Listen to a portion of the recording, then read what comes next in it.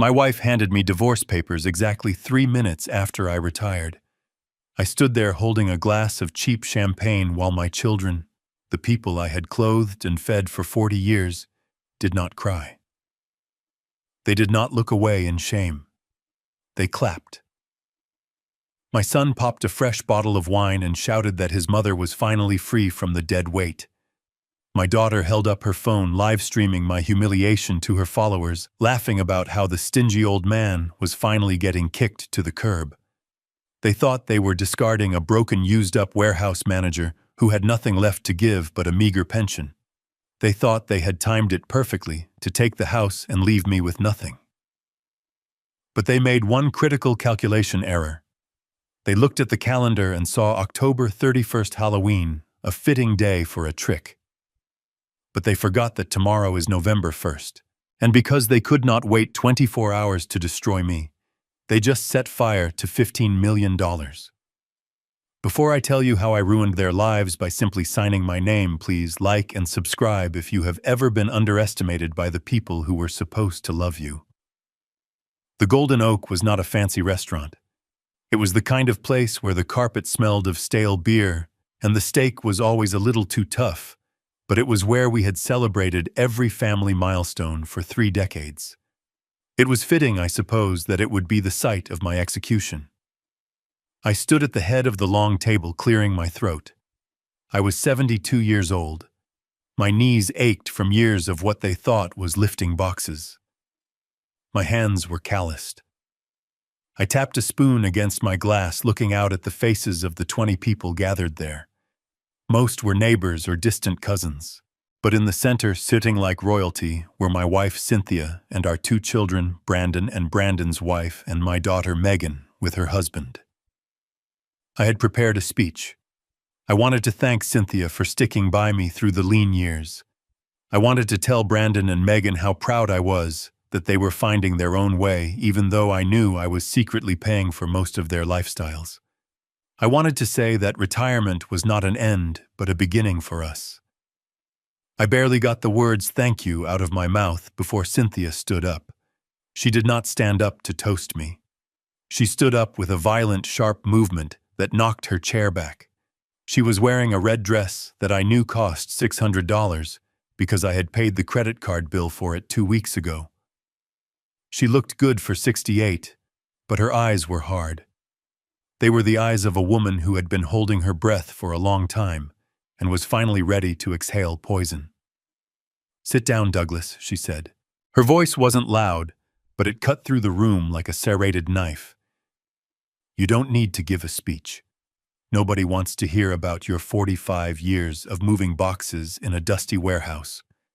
We are not here to celebrate your career. We are here to celebrate my future."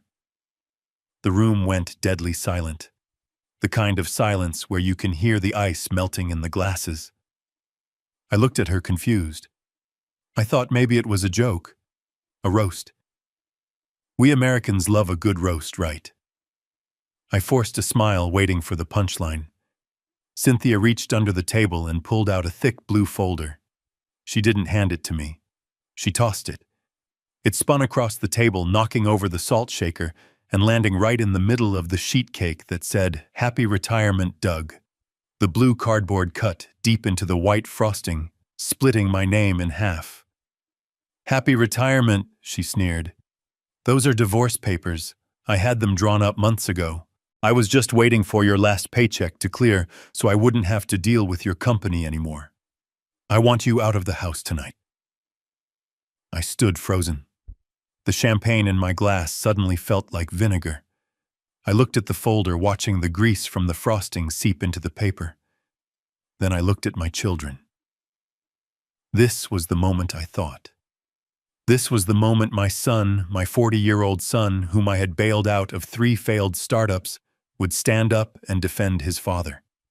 This was the moment my daughter, whose rent I had secretly paid for the last 5 years, would scream at her mother to stop this madness.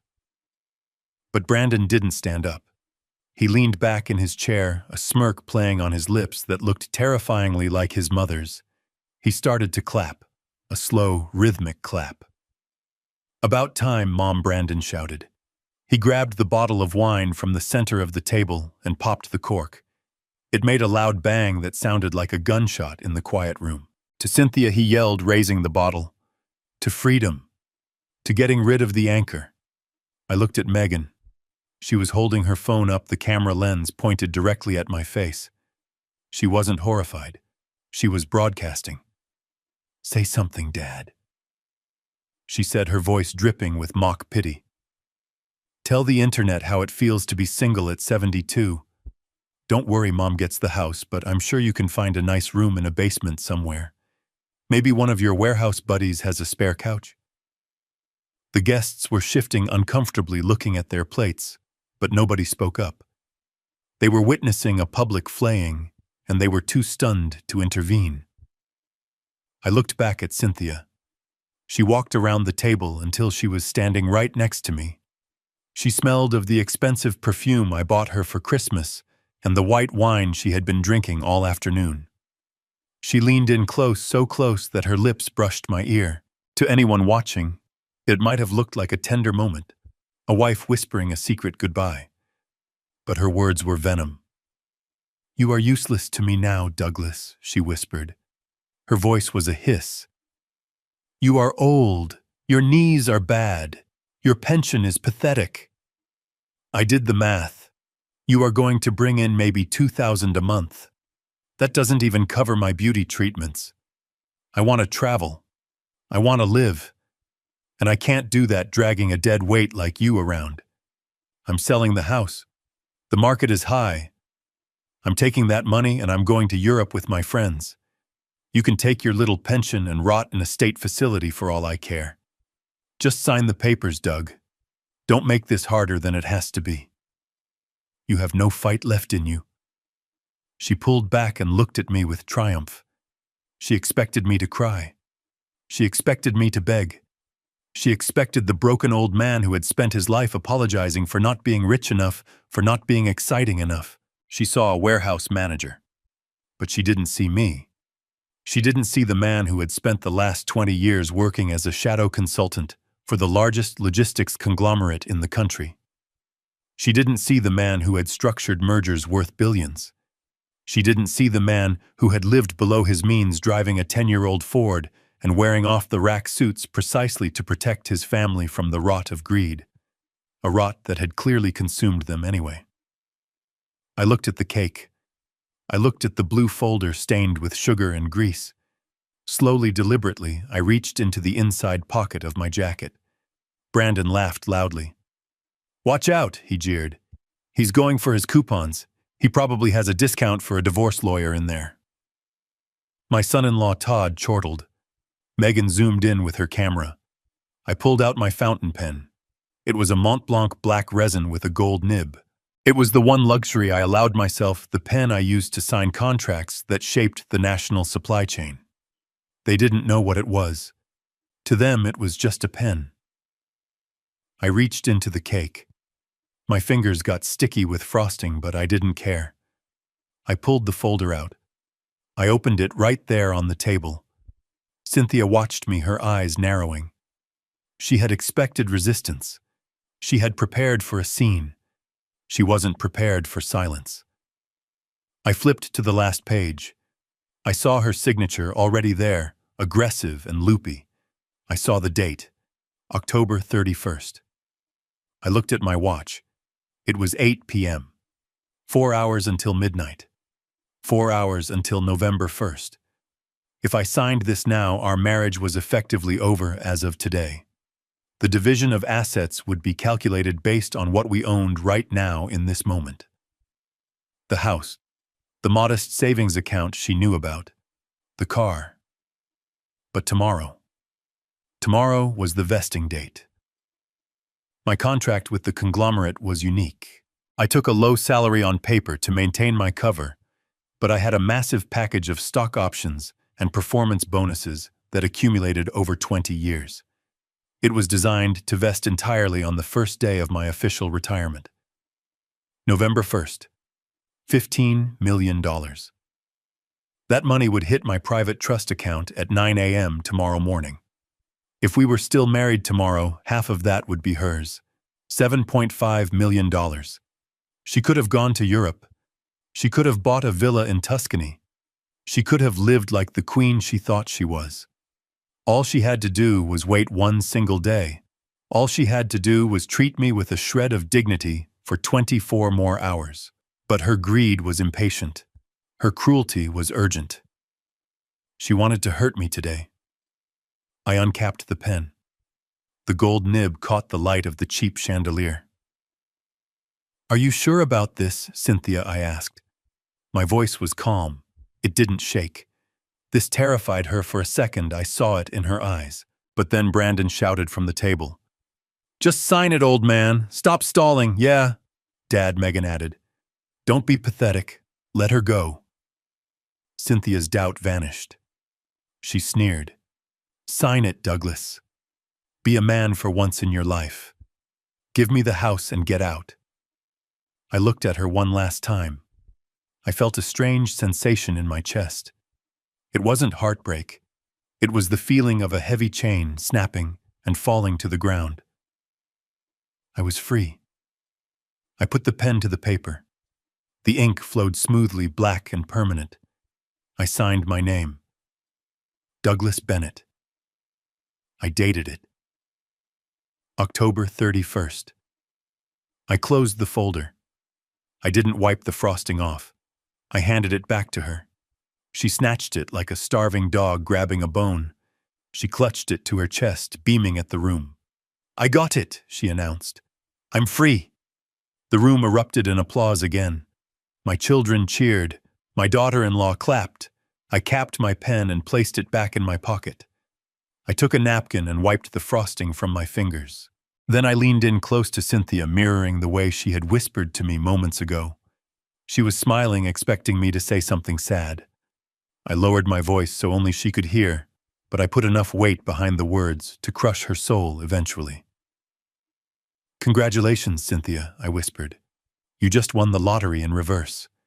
You have absolutely no idea what you just did." I didn't wait for her response.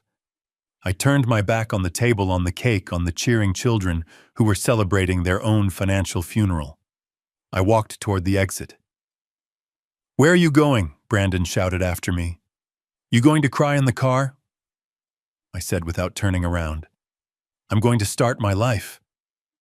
I pushed open the heavy wooden doors of the Golden Oak and stepped out into the cool October night. The air tasted crisp. Behind me, I could still hear the muffled sounds of their celebration. They were drinking to my demise. I pulled out my phone. I had one call to make. Not to a friend, not to a therapist. I dialed a number I had memorized but rarely used. "Leo," I said when the voice answered on the first ring. "Doug." "It's late. Is everything okay for tomorrow?" Leo asked. Leo Graves was the shark I kept in a tank for special occasions. He charged $1,500 an hour, and he was worth every penny. "Change of plans." "Leo," I said, walking toward the curb to hail a cab. "The transfer tomorrow. Ensure it goes into the new trust account. The one with my name only." There was a pause on the line. Then the sharp, intelligent sound of Leo sitting up straighter. "Did she do it?" Leo asked. "She did," I confirmed. "She served me tonight. It's signed, dated today." There was a low whistle on the other end of the line. "She missed the vesting cliff by 4 hours, I said. "My God," Leo said, and I could hear the cold smile in his voice. "That is going to be the most expensive party she ever threw." "Where are you going?" I looked back at the restaurant. I looked at the old Ford parked in the lot, the car I had driven for a decade to prove I was a humble man. I decided to leave it there.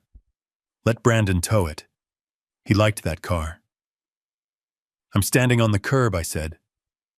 "I'll send a car," Leo said. "Don't go to a hotel. Come to the tower. The penthouse is ready. We have work to do." I hung up. I stood there in the dark waiting for the sleek black car that Leo would send. I wasn't Douglas the warehouse manager anymore. I was Douglas Bennett, the man who controlled 15% of the state's logistics network, and I had just been declared war upon by a group of amateurs. They wanted the house. They wanted my pension. They wanted to see me broken. They were going to get the house, but they were about to find out that a house without money is just a pile of bricks that eats cash. They were about to find out that the credit cards they loved to swipe didn't get paid by magic. As the headlights of a Mercedes approached, cutting through the darkness, I allowed myself a small, grim smile. Happy retirement indeed. I didn't go back to the house that night. There was no point. I knew what I would find. They would have changed the locks. They would have put my bags on the porch, probably in the rain, or near the sprinklers, just to be spiteful. They wanted a reaction. They wanted me to bang on the door and scream so they could call the police and finalize the narrative of the crazy, desperate old man. I wasn't going to give them the satisfaction. Instead, I sat in the back of the Mercedes Leo had sent. The leather was soft, the interior smelled of expensive cedar. It was a stark contrast to the sticky vinyl of the booth I had just been sitting in. The driver didn't ask questions. He just drove toward the city skyline, toward the Sterling Tower, a gleaming spire of glass and steel that dominated the downtown district. Most people in the city knew the Sterling Tower. It was where the billionaires lived. It was where the tech moguls and the old money families kept their pied-à-terres. What nobody knew, what even Cynthia didn't know, was that I owned the penthouse. I had bought it 5 years ago through a shell company. It was my escape plan, my investment, my secret sanctuary for the day. I finally stopped playing the role of the humble worker. I had planned to surprise Cynthia with it. I had imagined a day where I would take her up the private elevator, open the doors to the panoramic view, and say, "We made it." Now I was going there alone. And honestly, the air conditioning felt better than her embrace ever had. The car pulled up to the private entrance. The doorman nodded at me. "Good evening, Mr. Bennett. Good to see you again." "Good evening, Carl," I said. I took the elevator to the 40th floor. My ears popped as we ascended. The doors slid open, and I stepped onto white marble floors. Leo Graves was waiting for me in the living room. He was a man of 50 sharp features, wearing a suit that cost more than my son's car. He was holding 2 glasses of amber liquid. 30-year-old Scotch," Leo said, handing me one. "I figured you wouldn't want champagne." "You figured right," I said, taking the glass. I walked to the floor-to-ceiling windows. The city lay spread out below me, a grid of lights and moving cars. Somewhere out there in the suburbs, in a much smaller, darker house, my family was probably dividing up my old vinyl records and arguing over who got the big TV. "So," Leo said, standing beside me. "It's done." "It's done," I said. "Signed. Witnessed by 20 people. Recorded on video by my daughter." Leo chuckled. "She recorded it. That's admissible evidence. Proves you didn't coerce her. Proves she initiated it. Proves the date and time. She did our job for us." "They clapped, Leo," I said, taking a sip of the scotch. It burned a good clean burn. "My children clapped." Leo didn't offer fake sympathy. That's why I liked him. He dealt in facts. "They clapped because they think they won the jackpot. They think they got the house and got rid of the expense. They don't realize the expense was the only thing keeping them afloat." He walked over to the large mahogany desk in the corner of the room and opened a laptop. "Let's review the situation," Leo said. "Just to be clear, today is October 31st. You are officially separated. The divorce filing will be processed tomorrow morning, but the date of separation is today. That freezes the marital assets." "Correct," I said. "Tomorrow, November 1st, your contract with Global Logistics concludes. The vesting clause triggers. $15 million in stock options and performance bonuses transfer to your account. Since this income is realized post-separation and is contingent on a date that occurs after the marriage ended, it is entirely separate property." "And the house?" I asked. The house is in both your names, Leo said. But you're going to give it to her. That's what she wanted, right? She demanded it, I said. She said she's selling it to travel. Leo smiled a shark-smelling blood. She can't sell it yet. Title transfer takes time, and in the meantime, she has to maintain it. Doug, tell me about the household finances. I sat down in a leather armchair. I managed everything. Cynthia never wanted to look at a bill. She thought it was boring. She thinks the mortgage is paid off. Is it? No, I said. I refinanced it 5 years ago to buy the equity for this apartment. There's still $400,000 on the house. The monthly payment is $3,000. Property taxes are another $800 a month. Utilities in that drafty old place run about $500 in the winter. And her income? She gets a spousal benefit from Social Security, maybe $800. She has no savings. She thinks we have a joint savings account with $200,000 in it. And do you? Leo asked, though he knew the answer. We did, I said. But I used that money to pay off the debts Brandon accrued last year when his crypto investment went south. And I used the rest to pay off Megan's credit cards so she wouldn't get sued. Cynthia doesn't know. She thinks the money is sitting there. Leo tapped on his keyboard. So she has a house with a massive mortgage, no cash, and an income of $800. And tomorrow you disappear. Not just me, I said. I pulled out my phone. I need to kill the autopay. For 10 years, I had been the invisible engine of my family's life. I didn't just pay the mortgage. I paid Brandon's Amex bill every month. It was set to autopay from my private account. He thought he had a magic credit card with no limit. I paid Megan's rent. She told her husband she got a family discount from the landlord. I paid the landlord directly. I paid for Cynthia's life insurance, her car lease, her country club membership. I opened my banking app. Do it, Leo said softly. I scrolled to Brandon's credit card. Cancel autopay. I scrolled to Megan's landlord. Cancel recurring transfer. I scrolled to the house utilities. Power, water, gas, internet. Cancel, cancel, cancel. I scrolled to Cynthia's car lease. Cancel. It took less than 2 minutes. With a few taps of my thumb, I dismantled the artificial reality they lived in. I turned off the lights on their fantasy. It's done, I said, putting the phone down. Now, Leo said, closing the laptop. We wait. The first domino falls in about 30 days.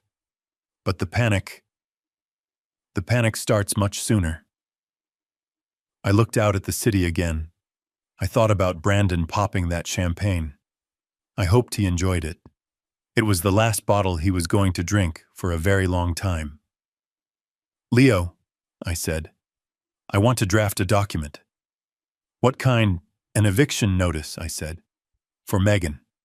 You want to kick her out? Not me, I said. Her landlord. Once the check doesn't clear on the 1st, which is tomorrow, he's going to be very unhappy. I want you to call him. Tell him the guarantor has withdrawn. Tell him he needs to seek payment from the tenant. Leo nodded. Ruthless. I love it. And Brandon, I continued. His card cycles on the 5th. He usually runs up about $5,000 a month on dinners and business expenses. When that autopay doesn't hit, the bank is going to lock his card within 48 hours. He'll call you, Leo warned. He can't, I said. I'm changing my number tonight. You are my only point of contact. I stood up and walked to the bedroom of the penthouse. It was huge, silent, and empty. It was perfect. I lay down on the bed with sheets that cost more than Cynthia's wardrobe. I thought I would feel guilty. I thought I would feel the tug of fatherhood, the instinct to protect them one last time. But then I remembered the cake. I remembered the blue folder sitting in the frosting. I remembered the sound of their applause. They wanted me gone. They wanted my money, but not me. Well, they got their wish. I was gone. And the money. The money was right here with me in the tower high above the clouds. I closed my eyes and fell into the deepest, most peaceful sleep I had had in 40 years. Tomorrow was November 1st. Tomorrow I became a very, very rich man. And tomorrow their world would begin to burn. I stood on the porch of the house I had paid for since 1985. The cab was idling at the curb, the meter running a ticking clock on my patience. I inserted my key into the deadbolt. It slid in only halfway. It hit a metal blockage. I jiggled it. Nothing. I pulled it out and looked at the lock. It was shiny. New brass. They hadn't just planned the divorce papers. They had a locksmith on standby.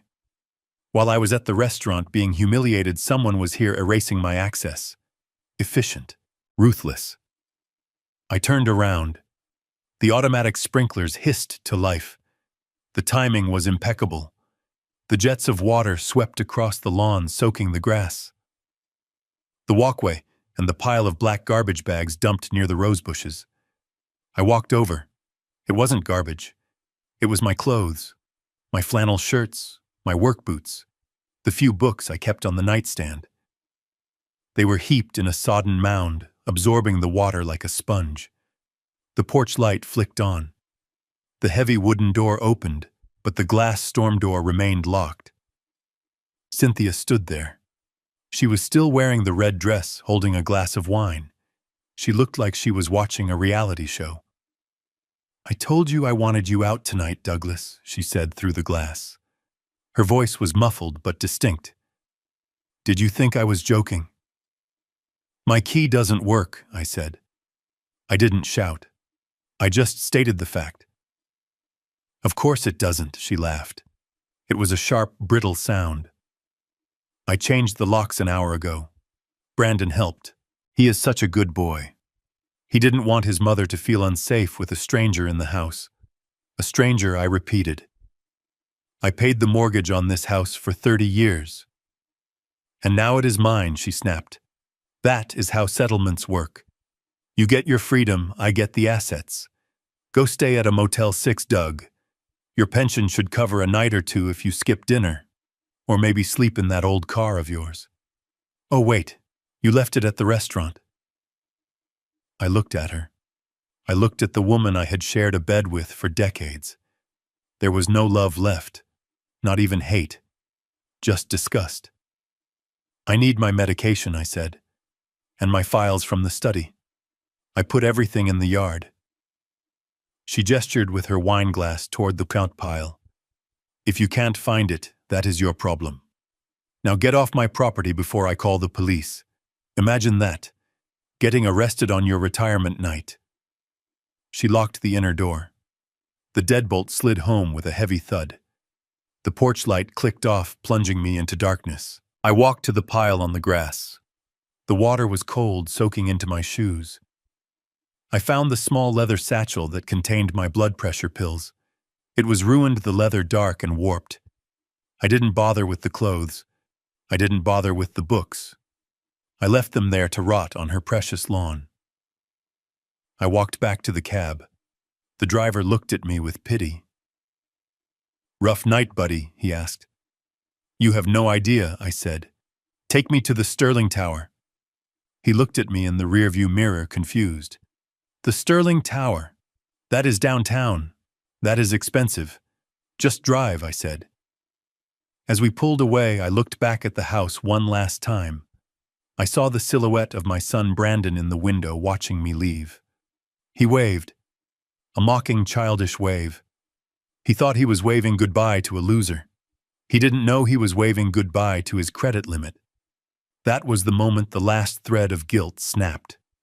I had worried that my plan was too harsh, too cold, but seeing my clothes soaking in the mud while my wife drank wine and my son laughed.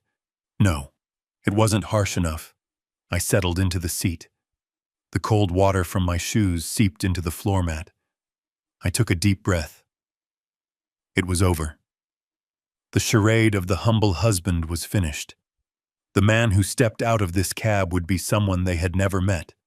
Someone with nothing to lose and 15 million reasons to win. The cab driver pulled up to the curb, looking at the towering glass facade of the Sterling Tower with a mixture of awe and suspicion. He turned to look at me in the back seat. My hair was plastered to my forehead, with rainwater from my own lawn. My shoes were squishing against his floor mats. My jacket smelled like wet wool and betrayal. "Are you sure this is the place, pal?" he asked. "This is a private residence. They don't just let anyone in." I didn't answer him. I pulled a crisp $100 bill from my wallet, the leather damp and cold, and placed it on the center console. "Keep the change," I said. I stepped out onto the sidewalk. The rain had stopped downtown, but the air was cold. The Sterling Tower rose 60 stories into the night sky, a monolith of black glass and steel that screamed exclusion. It was a fortress for the masters of the universe. And for the last 10 years, I had walked past it every day, wearing work boots, pretending I didn't own the crown jewel at the very top. The doorman, a giant of a man named Carl, who had been with the building since it opened, stepped out from under the gold awning. He took one look at my sodden clothes, my slumped shoulders, and he didn't blink. He didn't move to block me. He stepped forward and opened the heavy glass door. "Good evening, Mr. Bennett," Carl said. His voice was respectful, devoid of judgment. "Welcome home." "Thank you, Carl," I replied. My voice sounded different already. The rasp of the pleading husband was gone. The timbre of the warehouse manager was fading. In its place was the voice I used in boardrooms when I told CEOs they were about to lose their companies if they didn't listen to me. I walked across the lobby. The floors were Italian marble white with gray veins. My wet shoes squeaked, leaving a trail of muddy footprints. I didn't care. I owned the floor. I took the private elevator at the far end of the hall. It required a retinal scan. I leaned in. The red light swept my eye. The doors hissed open. The ride to the 40th floor took less than 30 seconds. My ears popped. With every floor we passed, I felt a layer of Douglas the doormat peeling away. By the time the doors opened into the penthouse foyer, my posture had straightened.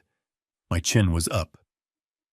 Leo Graves was standing by the fireplace looking at a tablet. He was wearing a navy suit that fit him like a second skin. He didn't look like a lawyer who handled divorces. He looked like a lawyer who handled wars. He looked up as I entered, taking in my appearance with a single clinical glance. "Rough night at the warehouse?" Leo asked dryly. You could say that I answered, walking past him to the wet bar. I poured myself a glass of water. I needed to wash the taste of cheap champagne out of my mouth. Leo walked over to the massive mahogany desk that dominated the living room. He picked up a thick leather binder and a set of heavy magnetic keys. "Your access cards and the master key for the unit," Leo said, sliding them across the polished wood. "You have full biometric clearance now. No more shell companies. As of midnight, the title transfer initiates to your primary trust.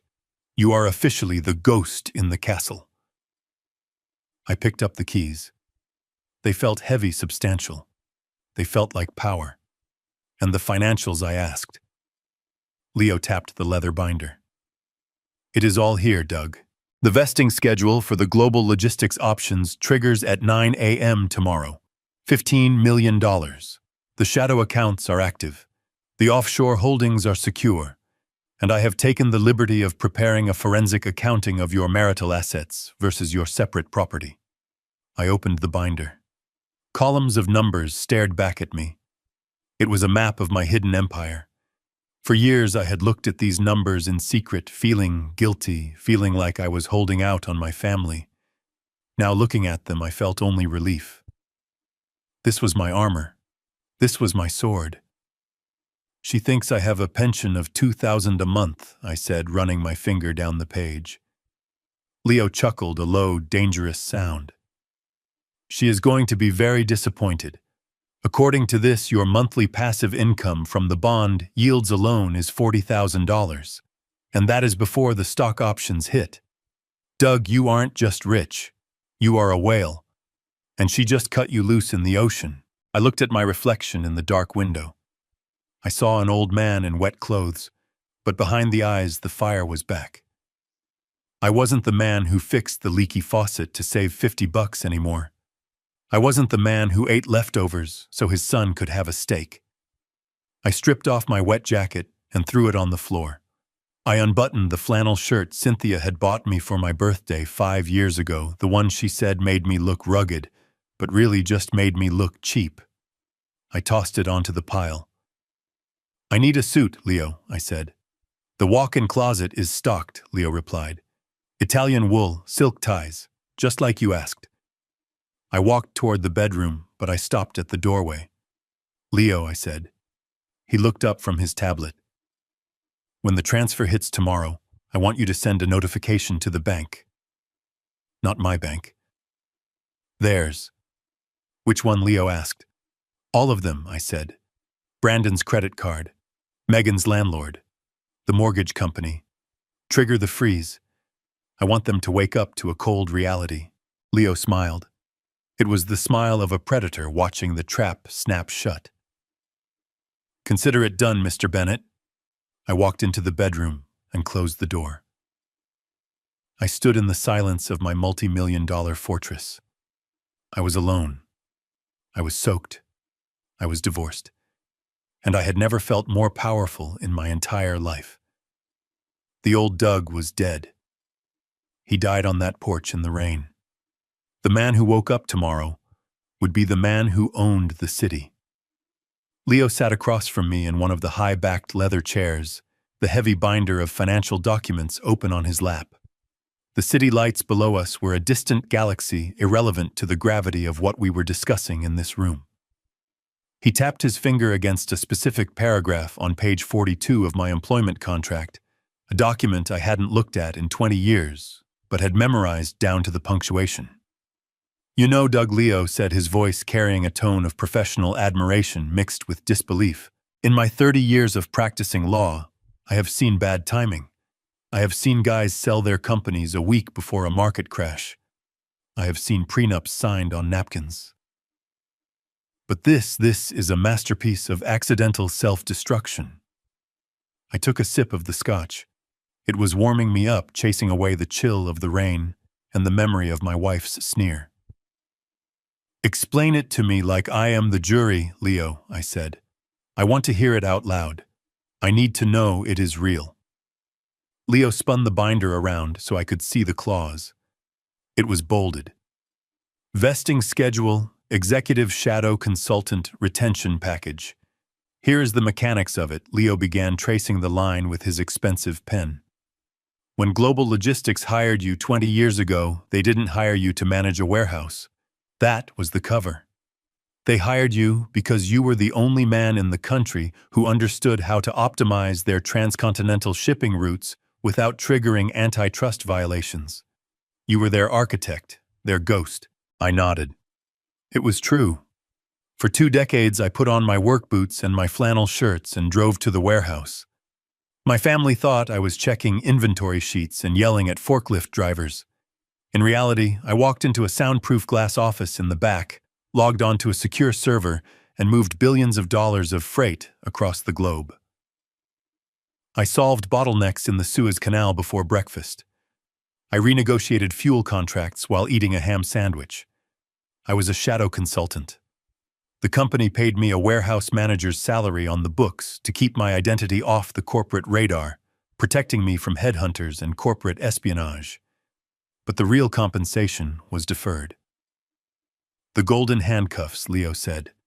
"That is what they call this. To keep you from leaving to a competitor, they structured your compensation as a massive one-time vesting event. 20 years of performance bonuses, stock options, and profit sharing, all accumulating in an escrow account, untouchable, invisible, until the date of your official retirement." "November 1st, I said softly.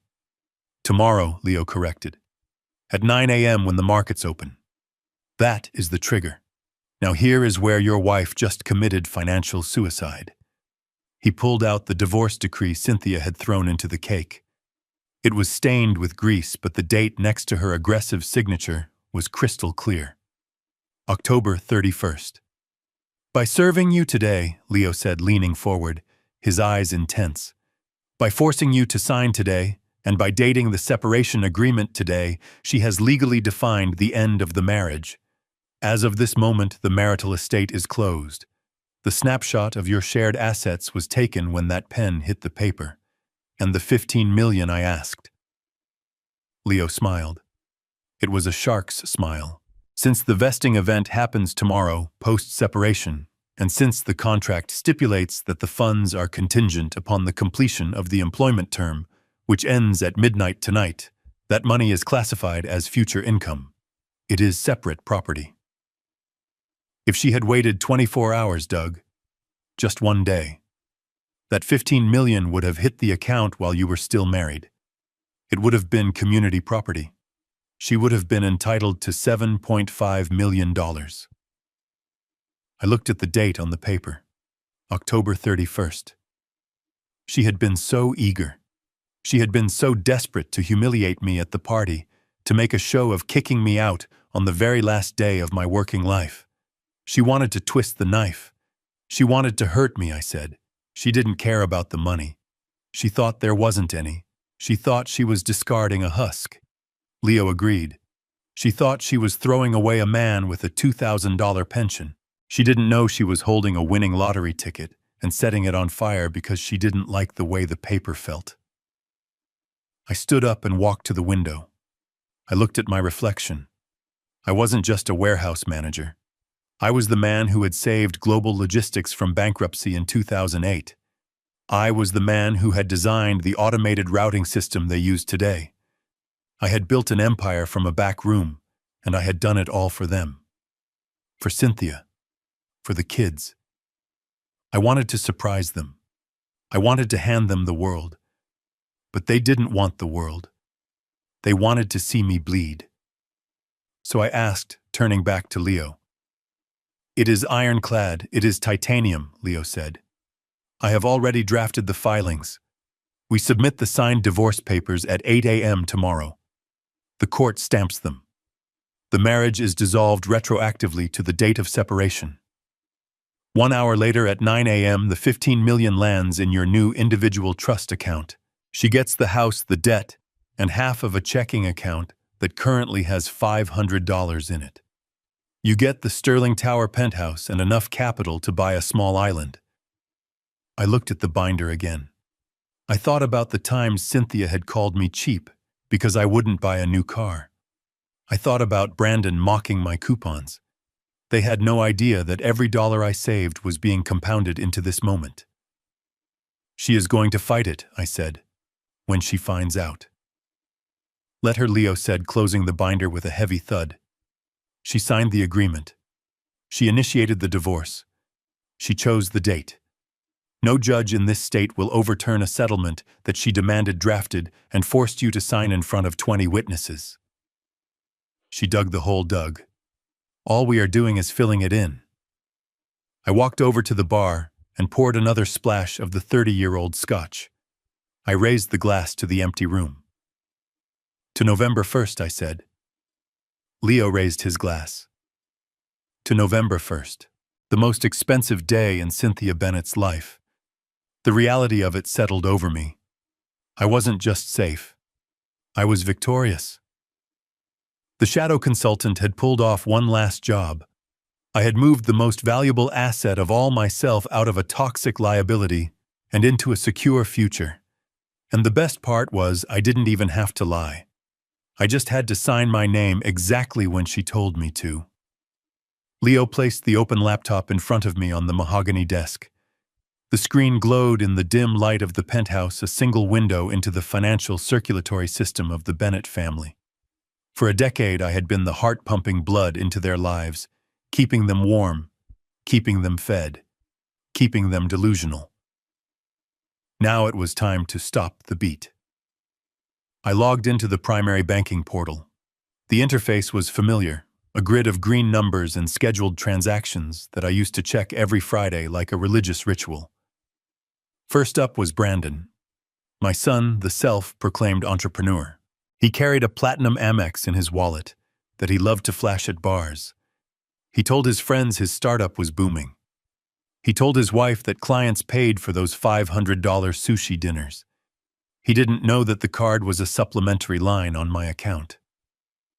I looked at the pending transaction for next week. A lease payment on a BMW he couldn't afford. I clicked the tab marked Authorized Users. I found Brandon's name. I hovered over the suspend button. I thought about him popping that champagne bottle. I thought about his laugh. I clicked. The status changed from active to suspended. The next time he tried to buy a round of drinks to impress a stranger, the machine would decline him. He would feel a fraction of the shame he tried to make me feel tonight. Next was Megan. My daughter lived in a 2-bedroom condo in the trendy part of the city. She told her husband Todd that the landlord gave them a special rate because she was an influencer. The truth was the rent was $4,000 a month. She paid $2,000. I paid the other $2,000 via a direct ACH transfer that went out on the 1st of every month. Tomorrow was the 1st. I opened the Recurring Transfers tab. I selected the payment to Highland Properties. Delete, confirm. When the landlord checked his ledger tomorrow morning, he would see a $2,000 hole. And Megan was about to learn that influence doesn't pay the rent. Then there was Cynthia. Her lifestyle was a house of cards built on my silence. I scrolled down to the insurance premiums. There was a massive whole life policy on me with her as the sole beneficiary. She had insisted on it years ago, claiming she needed security. I had been paying $600 a month to ensure she got rich if I died. I canceled the auto draft. Let the policy lapse. If she wanted to bet on my death, she could pay the premiums herself. Finally, the crown jewel of her ego, the Oakwood Country Club. Cynthia wasn't just a member. She was on the social committee. She spent her days playing tennis and drinking mimosas with women who judged each other by their handbags.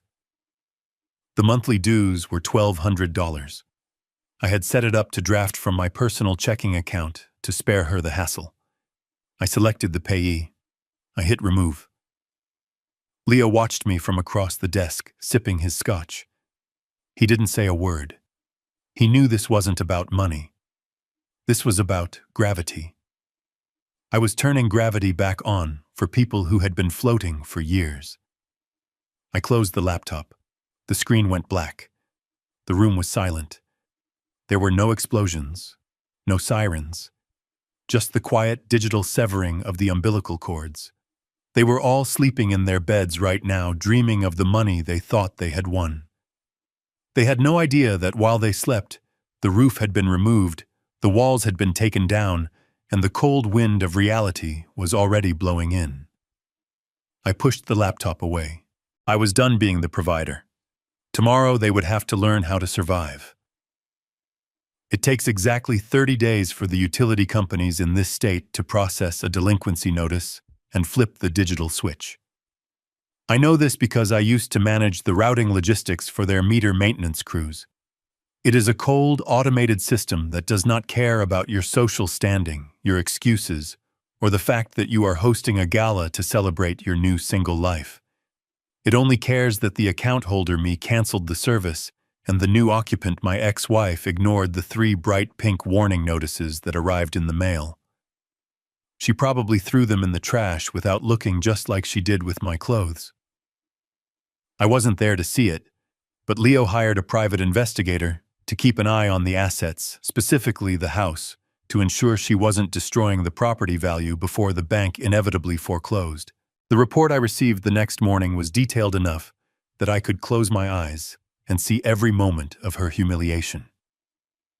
Cynthia had decided to throw what she called a new beginnings party. She invited the entire neighborhood, her country club friends, and anyone else she wanted to impress. She wanted to show the world that dumping Douglas Bennett was the best thing that ever happened to her. She hired a catering company, likely putting the deposit on a credit card that was inching closer to its limit every day. She had a string quartet playing in the living room. The house was blazing with light, every chandelier on the heat cranked up to combat the November chill. At 7 p.m., she was holding court in the center of the living room, wearing a new sequined gown, holding a glass of champagne. She was telling a group of women how relieved she was to finally have the house to herself, how she was planning to remodel the kitchen with Italian marble next month. She was selling a fantasy of wealth and independence. At 7:15, the fantasy hit a wall. The report said it happened right as she was raising a toast. The lights didn't flicker. They didn't dim. They simply vanished. 1 second, the room was bathed in golden light. The next, it was plunged into absolute suffocating darkness. The music stopped abruptly as the electric cello lost its power. A collective gasp went through the room, followed by the nervous laughter of people who think it is just a momentary glitch. Cynthia shouted for everyone to stay calm. She claimed it must be a neighborhood outage, a transformer blown down the street. She fumbled for her phone, using the flashlight to navigate through the confused guests. She called the power company, putting on her most authoritative voice, ready to demand they fix the grid.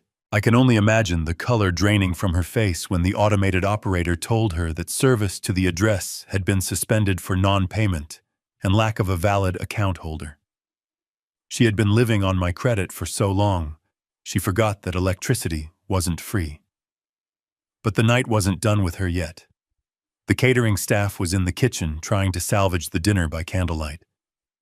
They needed water to rinse the plates and prep the next course. One of the servers turned the tap. A sputter of air, a brown trickle of sediment, and then nothing.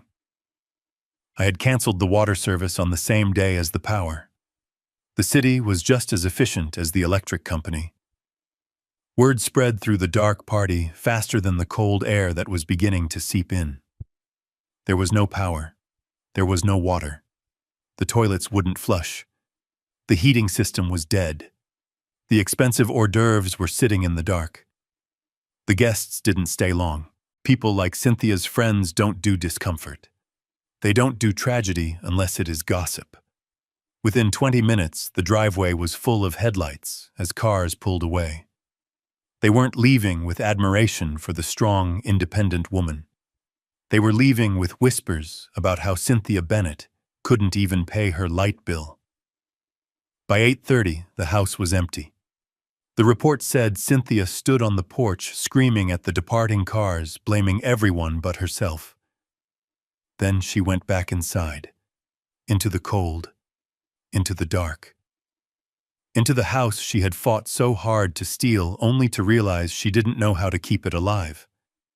She sat in the dark of a 4-bedroom tomb, wrapped in her expensive dress, shivering, while across the city I sat by my fireplace, warm lit by the glow of the city, and turned the page of my book. Gravity had officially kicked in, while my wife was sitting in the freezing darkness of a house she no longer knew how to operate. My son Brandon was 10 miles away, standing under the bright, unforgiving halogen lights of a Porsche dealership. He was doing what he did best, which was spending money he had not earned to impress people who did not care about him. According to the credit monitoring alerts that were popping up on my phone like little notifications of Justice, Brandon was attempting to purchase a $90,000 sports car. He had his arm around his wife, Kayla, pointing at the sleek gray machine as if he had designed it himself. He was loud. He was confident. He was telling the salesman that his startup was about to close a massive seed round, and he needed a vehicle that reflected his new tax bracket. He was celebrating what he called the liberation of the family assets. He truly believed that with me out of the picture, the imaginary vault of Bennett family wealth was finally open for looting. I can picture the scene perfectly because I know my son. He would have worn his best watch, the one I bought him for graduation. He would have been leaning casually against the sales desk, tapping his fingers, eager to sign the papers and drive off into his delusion. He pulled out his wallet. It was a slim Italian leather piece. He extracted the heavy metal platinum American Express card.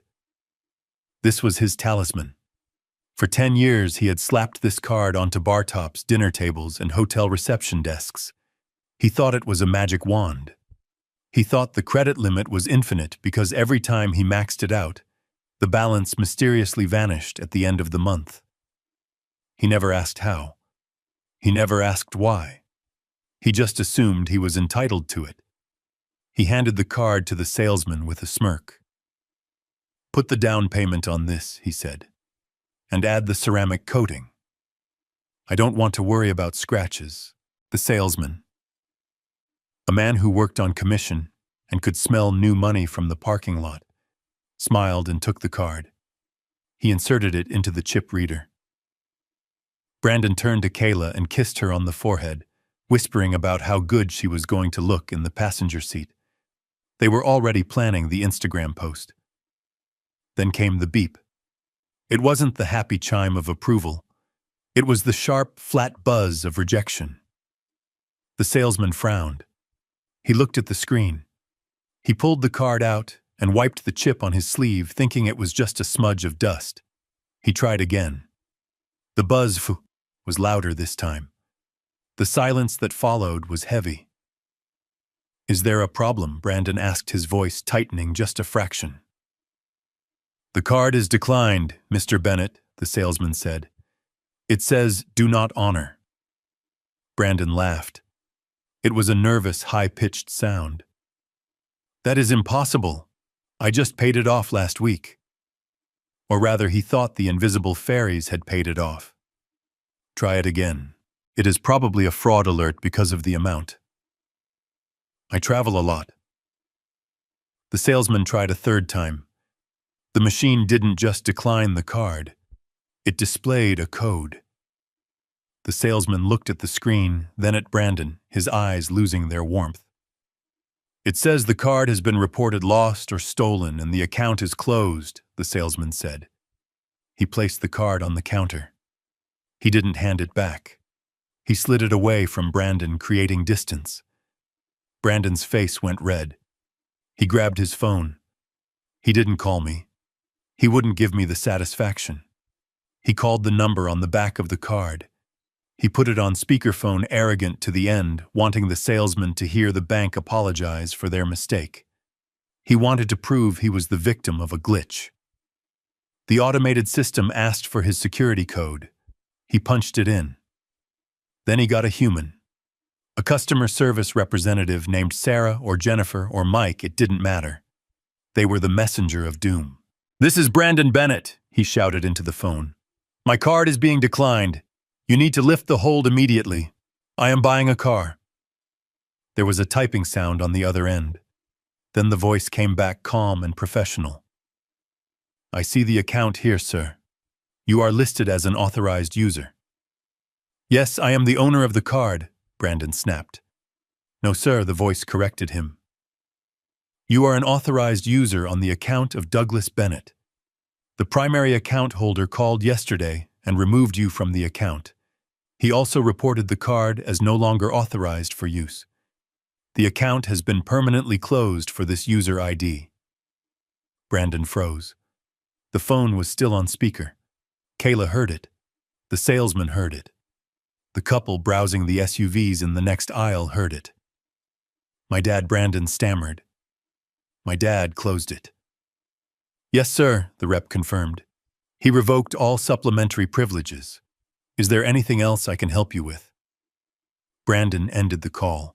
He stood there in the middle of the showroom, the weight of the platinum card suddenly feeling like a majestic anchor dragging him to the bottom of the ocean. He looked at the salesman. The man was no longer looking at a tech entrepreneur. He was looking at a 40-year-old man whose daddy had just cut off his allowance. Do you have another form of payment? The salesman asked, his voice cold. Brandon patted his pockets. He had a debit card, but there was maybe $400 in that account. He had a wallet full of receipts and business cards for a company that made no money. He had nothing. Kayla stepped away from him. It was a small step, but it was significant.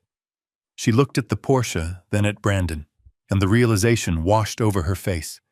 The dinners, the trips, the clothes. It wasn't Brandon. It had never been Brandon. It was me. We have to go, Brandon whispered. The salesman picked up the keys to the Porsche from the desk. He dropped them into his drawer and locked it. The sound of that lock clicking shut was the sound of Brandon's ego shattering. They walked out of the showroom. They didn't stride. They shuffled. They got into Brandon's 3-year-old BMW, the one he was going to trade and the one that also had a lease payment due in 5 days that I was no longer paying. They drove away in silence. Brandon gripped the steering wheel, his knuckles white, his world spinning. He was realizing that freedom wasn't just about doing what you wanted. It was about paying for it. And for the first time in his life, the bill had arrived, and his pockets were empty. At the exact moment my son was realizing he couldn't buy a Porsche with a canceled credit card, my daughter Megan was standing in the middle of her living room in the arts district, holding a ring light and trying to find the perfect angle to lie to her 50,000 followers. She was filming a video about abundance mindsets. She was telling a camera that if you just manifest success, the universe provides. She didn't know that the universe was currently taking a lunch break, and I was the one who had been providing the abundance for the last 5 years. Megan lived in a loft that looked like a magazine spread. Exposed brick floor to ceiling windows, furniture that looked uncomfortable but cost a fortune. She told her husband Todd that they got the place for $2,000 a month because the landlord loved her aesthetic. Todd, a man who thought a checking account was something you checked once a year, believed her. He didn't know the lease was actually $4,500 a month. He didn't know that on the first of every month I wired the difference directly to the management company, along with a hefty tip to keep them quiet about the arrangement. But this morning, the wire didn't go through. And the management company, a corporate entity with zero sense of humor, didn't care about aesthetic. I received the update from the building manager, a man I had played golf with twice just to secure the lease.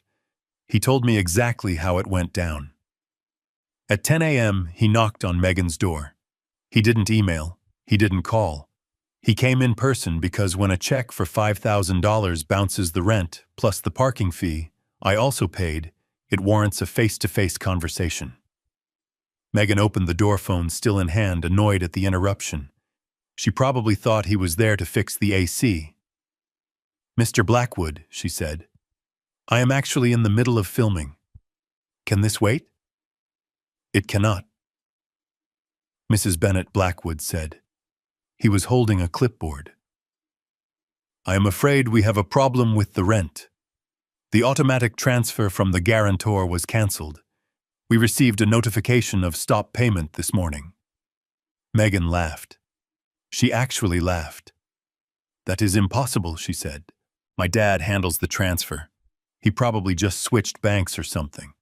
Just run it again." "We cannot run it again," Blackwood said, his voice flat.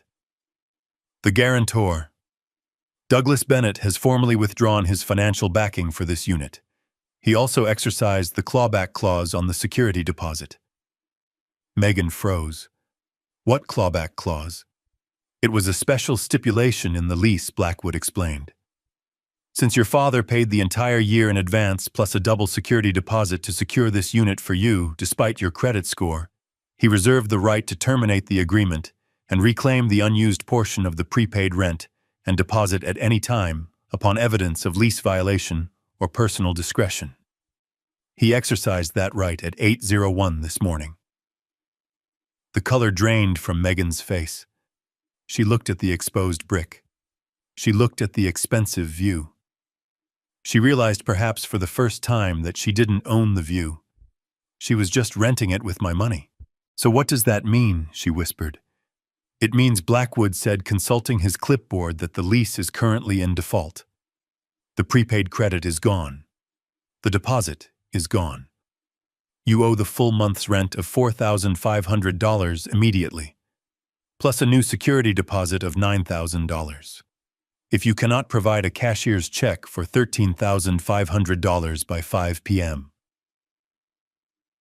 today, we will begin eviction proceedings. Or you can vacate voluntarily by midnight, and we will waive the legal fees." $13,000. Megan didn't have 13,000 cents. She spent her money on clothes she wore once and trips she took for the photos. She tried to call me. My phone, of course, was silent. She tried to call her mother. Cynthia was likely still sitting in the dark, freezing house, unable to help anyone. Then Todd came out of the bedroom, rubbing sleep from his eyes. He heard the tail end of the conversation. He heard the number 13,000. Megan Todd asked, his voice rising in panic. I thought you said rent was $2,000. I thought you said we were covered. And that was the moment the facade crumbled. Megan had to turn to her husband and admit that she wasn't a savvy negotiator. She was a subsidized child. She had to admit that her lifestyle was a lie I had been paying for. They spent the rest of the day in a frantic, humiliating scramble. They couldn't raise the money. Nobody lends $13,000 to an influencer with bad credit and a husband who works part-time as a DJ. By 6 p.m. they were packing. Not carefully, desperately. They were throwing their curated life into garbage bags. They were dragging expensive sofas across the hardwood floor, scratching it, guaranteeing they would be billed later.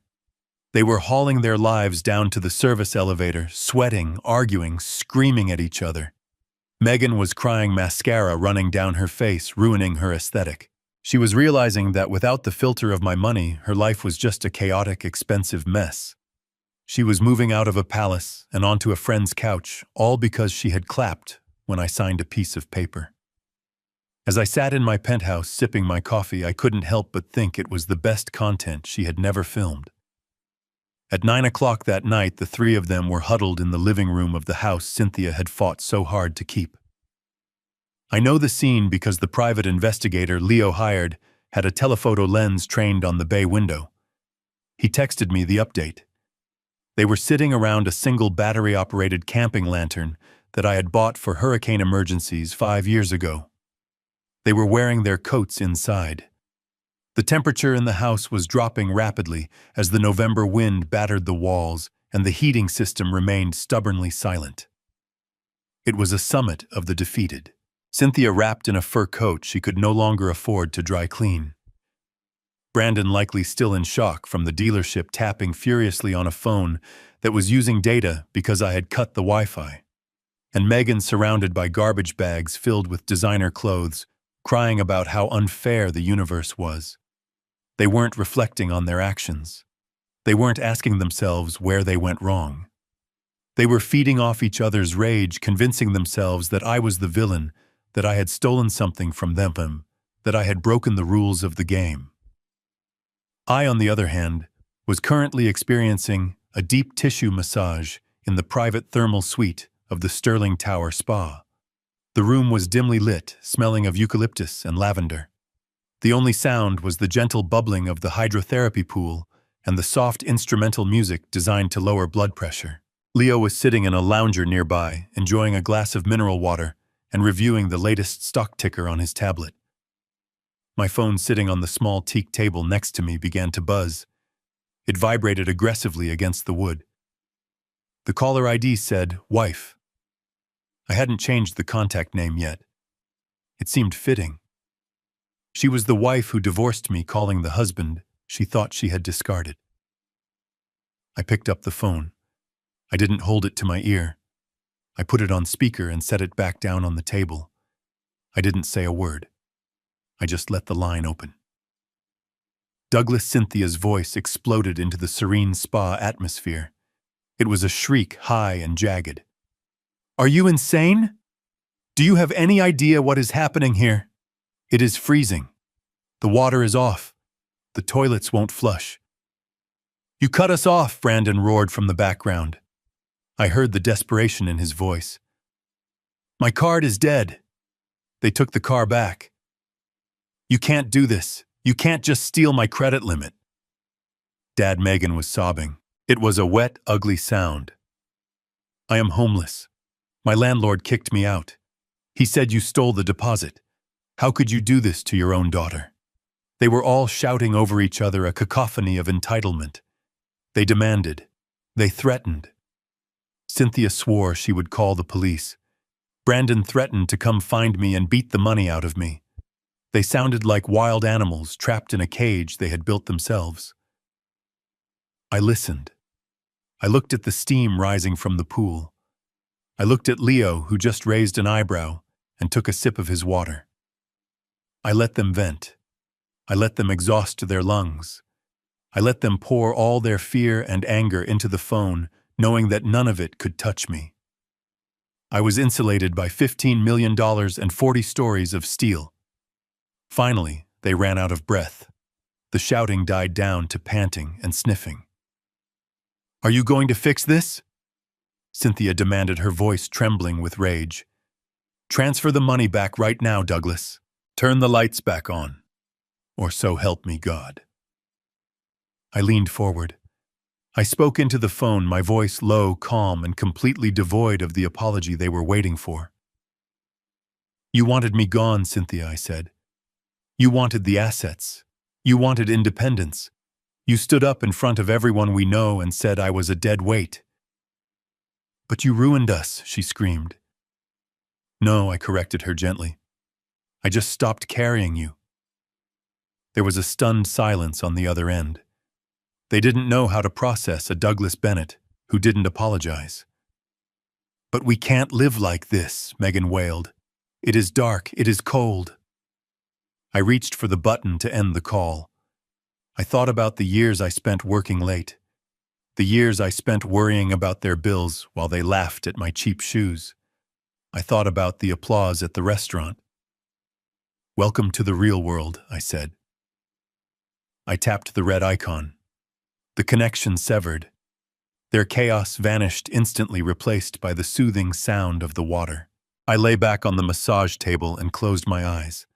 The silence was expensive, and I had paid for it in full. The report Leo handed me 2 days later contained a photograph that was almost tragic enough to be art.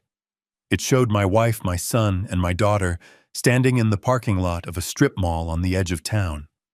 They were huddled together against the November wind, looking at a storefront with a neon sign that buzzed with a dying flicker. The sign said, "Law Offices of Saul Miller." Next door was a vape shop. On the other side was a payday loan center. This was how far the mighty Bennett family had fallen in 72 hours.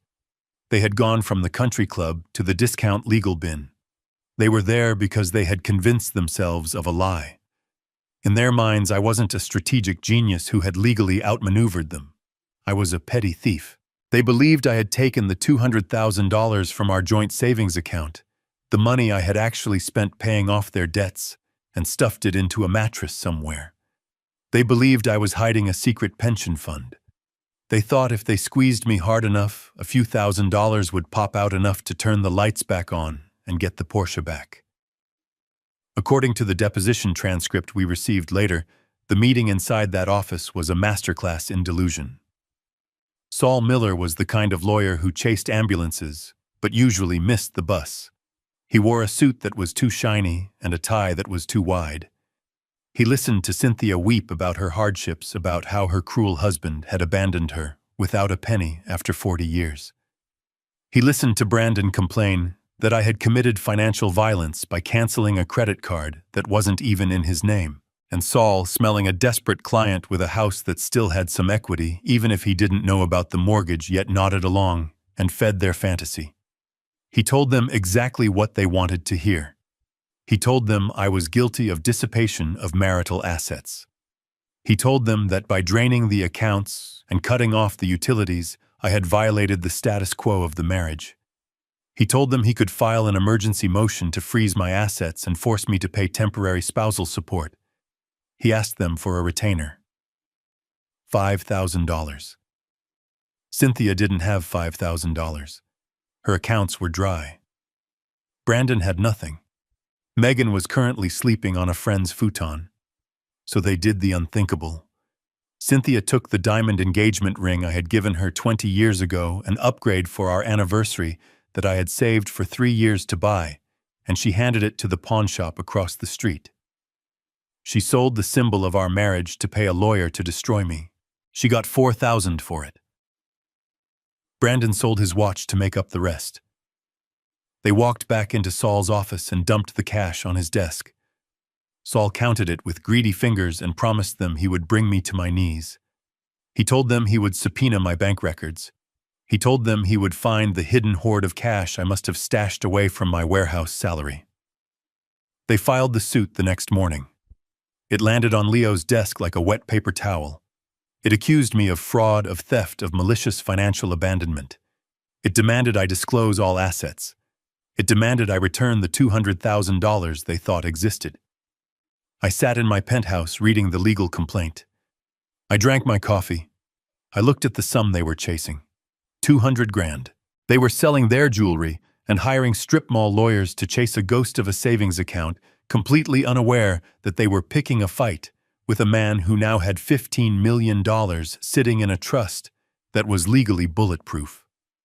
They wanted a fight.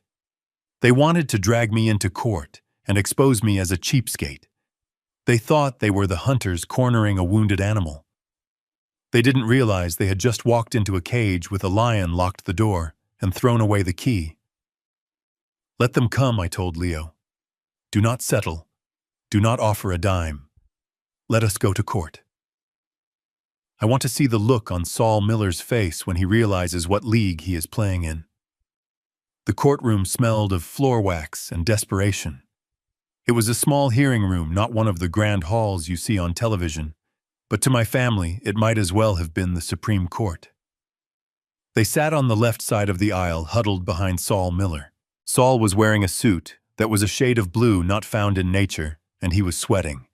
He was shuffling papers, frantically trying to organize a case that was based entirely on rumors and entitlement. Cynthia looked tired.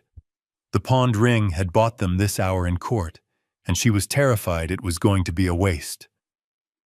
Brandon and Megan sat beside her, looking like children waiting for the principal to scold them, but still harboring that secret, arrogant belief that they could talk their way out of trouble. I sat on the right. Leo Graves sat next to me. He didn't have a pile of papers. He had a single slim leather portfolio and a tablet. He sat perfectly still, his hands folded on the table. He looked like a statue carved out of confidence. The contrast was painful. It was a pit bull barking at a glacier. The judge, a woman named Honorable Judge Vance, who looked like she had heard every lie ever told in a divorce court, peered over her glasses. "Mr. Miller," she said, her voice dry. "You filed an emergency motion alleging concealment of marital assets. You have the floor." Saul stood up. He buttoned his jacket, realized he missed a button, and quickly unbuttoned it. "Your Honor," he began, his voice booming too loud for the small room. "My client, Mrs. Bennett, has been left destitute after 40 years of marriage. Her husband, Mr. Bennett, has maliciously drained their joint accounts, cut off essential utilities in the marital home, and we have reason to believe, substantial reason, Your Honor, that he has hidden a cash reserve of approximately $200,000. This money vanished from their savings account over the last 5 years. We demand an immediate forensic accounting and a temporary support order to restore power to my client's home." Cynthia dabbed at her eyes with a tissue. It was a good performance. Brandon nodded vigorously, glaring at me. Judge Vance turned to Leo. "Mr. Graves, your response." Leo stood up. He didn't boom. He spoke in a conversational tone that forced everyone to lean in to hear him. "Your Honor," he said, "Mr. Miller is partially correct. There was at one time approximately $200,000 in the couple's joint savings." Cynthia let out a small gasp of triumph. Saul puffed out his chest. "See his face," said, "I got him." However, Leo continued, ignoring them. That money was not hidden. It was spent. It was spent on the debts incurred by the people sitting at the plaintiff's table. Leo tapped his tablet. The large monitor on the wall flickered to life. A spreadsheet appeared. $75,000 to pay off a gambling debt for Brandon Bennett. In 2019, Leo recited. $40,000 to cover legal fees and settlements for a traffic accident involving Megan Bennett in 2020. $50,000 for unauthorized credit card overages on Mrs. Bennett's personal shopping accounts. The rest was consumed by mortgage interest and tax penalties incurred due to late filings by the plaintiff. The money isn't in a mattress, Your Honor. It is in their pockets. Or rather, it was used to patch the holes in their pockets. Saul sputtered. That is, we dispute those figures. Those were family expenses. Gifts. A father helping his children. Leo smiled. It was the smile that usually preceded a fatality. Gifts, Leo repeated, tasting the word. That is an interesting choice of words, Mr. Miller, because that brings us to the counter motion we are filing today. He opened his leather portfolio. He pulled out a stack of documents. They were crisp white and stapled.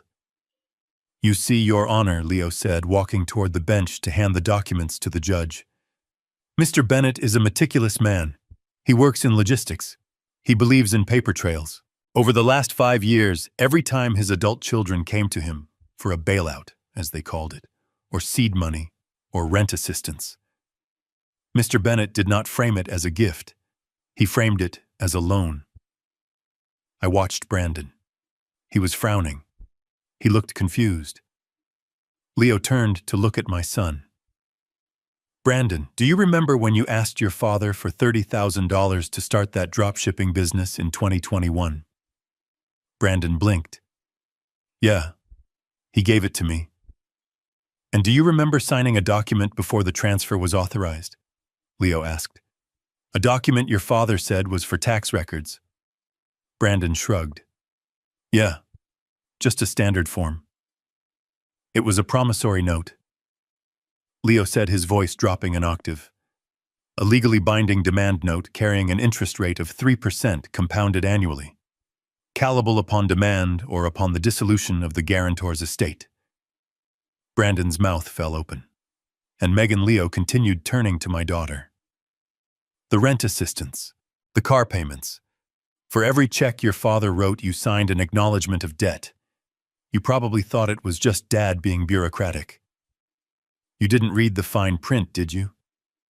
Megan shook her head slowly, her eyes wide. And Cynthia, Leo said, the renovations to your mother's house, the plastic surgery, the trips, all documented, all signed, all loans. Leo turned back to the judge. Your Honor, the total principal amount of these loans extended by Mr. Bennett to the marital community and to his adult children individually stands at $450,000. The number hung in the air. $450,000. Cynthia stood up. That is a lie. He never told us they were loans. He tricked us. Judge Vance banged her gavel. Sit down, Mrs. Bennett. Leo continued, ruthless. The documents are notarized, Your Honor. The signatures are valid. The terms are clear. Ignorance of the contract is not a defense. Now here is the kicker. Since Mrs. Bennett has filed for divorce, she has triggered the acceleration clause in these notes. The debts are now due in full. He turned to face the family. He wasn't looking at them with malice. He was looking at them like they were math problems he had just solved. Mr. Bennett is not hiding assets, Leo said. He is holding a portfolio of bad debt. Debt that belongs to you. Since Brandon and Megan have no assets, and since Cynthia has claimed the marital home as her primary allocation in the divorce petition, we are filing a motion to attach a lien to the house. The house, Cynthia whispered. Her face was gray. Yes, Leo said. To repay the marital debt owed to Mr. Bennett's separate estate money, he pulled from his own premarital retirement funds to cover these loans. The house will need to be liquidated. Saul Miller looked like he wanted to crawl under the table. He hadn't bothered to ask his clients if they had signed anything. He had assumed I was a pushover. He didn't know I had spent 20 years reading the fine print of billion-dollar contracts. Judge Vance looked at the documents. She looked at the signatures. She looked at Saul. Mr. Miller, do you have any evidence to contest the validity of these promissory notes? Did your client sign them under duress? Saul stammered. I wasn't aware. My client said, they said it was a gift Leo finished for him, but the paper says it was a loan, and in a court of law, paper wins. The judge looked at Cynthia. Mrs. Bennett, it appears you are asking for $200,000 while owing $450,000. The math does not work in your favor. I looked at my family. They were paralyzed. The house, the one thing Cynthia had managed to claw away from me, the trophy of her victory, was now effectively mortgaged to the hilt, and I was the bank. I wasn't just kicking them out. I was foreclosing on their arrogance. Leo sat down next to me. He closed his portfolio. "That went well," he whispered. I looked at Brandon. He had his head in his hands. Megan was crying silently. Cynthia was staring at me, her eyes filled with a horror that went beyond money. She was realizing that she had lived with a stranger for 40 years. She had lived with a man who kept score, and she hadn't even known the game had started. I didn't smile. I didn't gloat. I just watched them. This was the cost of the applause. This was the price of the cake. They wanted to clap for my exit, fine, but they should have checked the price of the ticket first. Judge Vance took off her glasses and rubbed the bridge of her nose. The gesture was small, but in that silent courtroom it felt like a thunderclap. She looked at the stack of promissory notes Leo had placed on her bench. She looked at the frantic, sweating figure of Saul Miller, and then she looked at Cynthia. Mrs. Bennett, the judge, began, her voice devoid of the sympathy Cynthia was desperately trying to elicit. "The court finds the evidence presented by Mr. Graves to be irrefutable. These are not informal family arrangements. These are notarized financial instruments. You signed them. Your children signed them. You accepted the money and you accepted the terms." Cynthia stood up, her hands trembling on the table. "But, Your Honor," she stammered, her voice rising in pitch. "The house. He gave me the house in the settlement. It is mine. You can't take it away because of some papers he tricked us into signing." "I did not trick you," I said. I spoke softly, but the room heard me. "I just asked you to read before you signed. You never had time for reading, Cynthia." Judge Vance silenced me with a look, then turned back to my wife. "The settlement agreement grants you the equity in the marital home, yes. However, it does not absolve you of marital debts, nor does it void private contracts between you and Mr. Bennett's separate estate. The math is simple, Mrs. Bennett. You owe the estate of Douglas Bennett $450,000. This debt is immediately due." Saul Miller tried to intervene, his voice weak. "Your Honor, my client has no liquidity. She cannot pay a lump sum of that magnitude. We request a payment plan, perhaps $500 a month." Leo laughed. It was a short, sharp bark. "At that rate, Your Honor, the debt would be paid off in 75 years. Mr. Bennett is 72. That is not an acceptable remedy. We move for immediate attachment of assets." The judge nodded. She picked up her gavel. The sound of wood hitting wood had never sounded so sweet. "Motion granted," she ruled. "Since the plaintiff has no cash reserves and no other significant assets, the court orders the immediate liquidation of the property located at 42 Oak Street to satisfy the judgment." "No," Cynthia screamed. The word ripped out of her throat, raw and ugly. It wasn't a cry of sorrow. It was the shriek of a child having a toy snatched away. "No, you can't. That is my house. I won it. I kicked him out. It is mine. The house will be placed in the hands of a court-appointed trustee." Judge Vance continued, ignoring the outburst. "It will be listed for sale at fair market value within 7 days. The proceeds will first satisfy the existing mortgage, then the judgment debt owed to Mr. Bennett. Any remaining funds, if they exist, will be dispersed to Mrs. Bennett." If they exist. I did the math in my head as Cynthia collapsed into her chair, sobbing into her hands. The house was worth maybe $800,000 in this market. The mortgage was $400. The debt to me was $450. After realtor fees and closing costs, Cynthia wasn't just walking away with nothing. She was walking away owing money.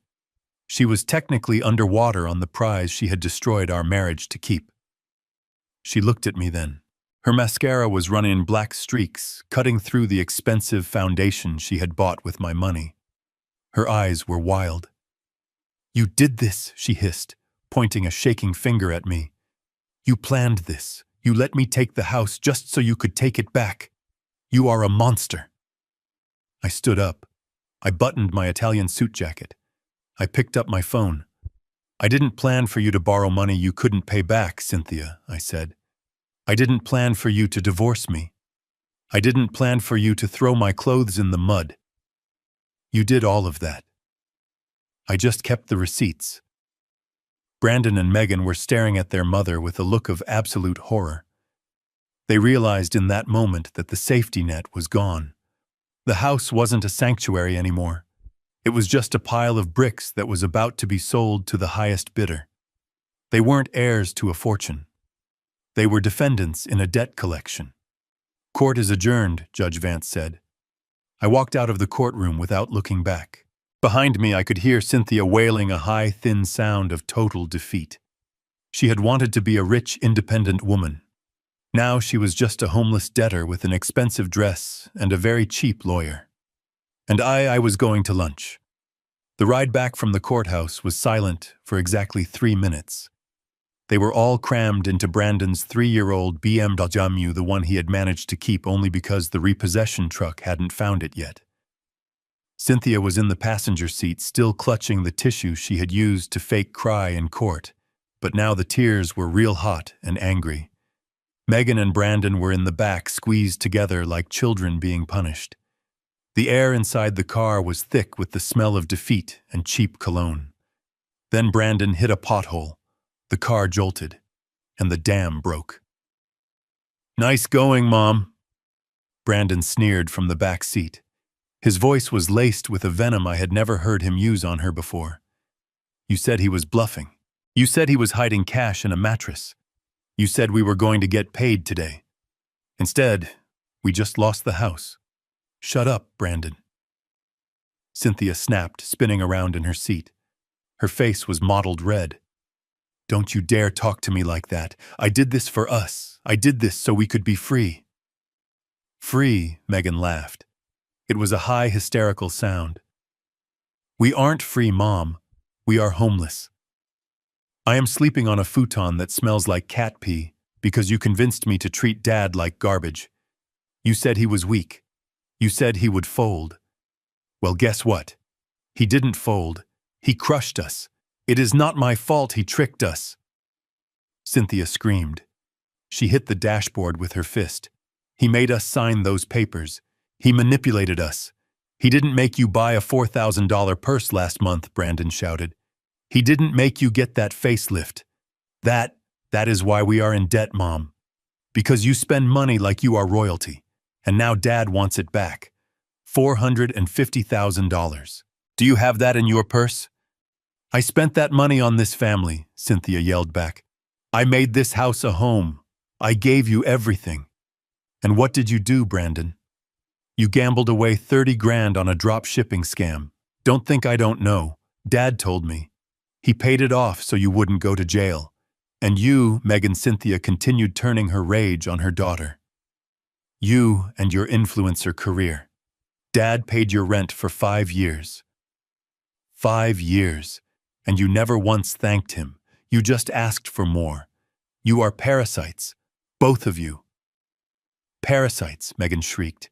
"You are the one who hasn't worked a day in 40 years. You are the one who needed a country club membership while Dad drove a 10-year-old Ford. You are the reason we are here. You poisoned us against him." The car swerved as Brandon lost focus, screaming at his mother in the rearview mirror. "Pull over," Cynthia ordered. "Get out. I don't want to hear another word." "It is my car," Brandon yelled. "You get out." They didn't stop. They kept driving a rolling cage of hatred. They tore into each other with the viciousness of people who have nothing left to lose. They brought up old grudges. They threw accusations like knives. They blamed each other for every bad decision, every lazy choice, every moment of greed.